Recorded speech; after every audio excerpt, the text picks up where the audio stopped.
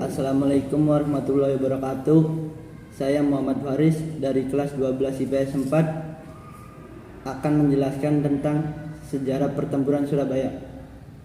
Pertempuran Surabaya merupakan pertempuran antara pasukan pejuang Indonesia yang diorganisir oleh pasukan pembela tanah air yang dibentuk oleh pasukan Jepang dan polisi istimewa di waktu masa pendudukan Jepang di Indonesia, yang dulunya Hindia Belanda pada saat itu, yang bertujuan untuk mencegah pasukan sekutu pasca Jepang menyerah tanpa syarat kepada sekutu di Perang Pasifik, yang mendarat di kota Surabaya yang terdiri dari pasukan Kekaisaran Britania dengan sukarelawan Persemakmuran Britania, yakni Angkatan Darat India Britania, dengan mendapatkan dukungan khusus oleh tentara Kekaisaran Belanda.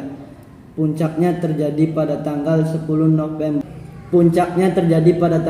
November 1945. Pertempuran ini adalah perang pertama pasukan Indonesia dengan pasukan sekutu setelah proklamasi kemerdekaan Indonesia, dan satu pertempuran terbesar dalam sejarah Revolusi Nasional Indonesia, yang menjadi simbol nasional atas perlawanan Indonesia terhadap kolonialisme dan imperialisme.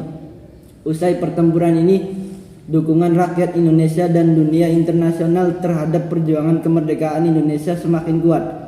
10 November diperingati setiap tahun sebagai Hari Pahlawan di Indonesia.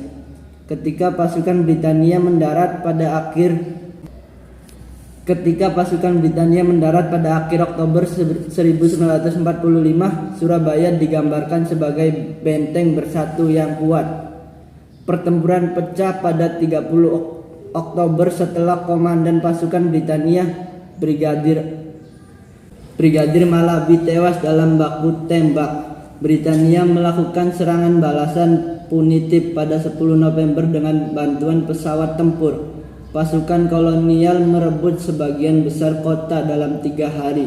Pasukan Republik yang minim senjata melawan selama 3 minggu, dan ribuan orang meninggal dunia ketika penduduk kota mengungsi ke pedesaan.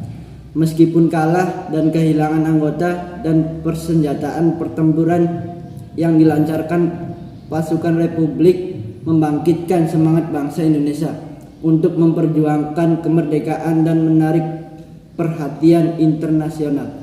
Belanda tidak lagi memandang Republik sebagai kumpulan pengacau tanpa dukungan rakyat. Pertempuran ini juga meyakinkan Britania untuk mengambil sikap netral dalam Revolusi Nasional Indonesia. Beberapa tahun kemudian, Britania mendukung perjuangan Indonesia di PBB. Sekian dari saya, kurang lebihnya mohon maaf. Terima kasih. Wassalamualaikum warahmatullahi wabarakatuh.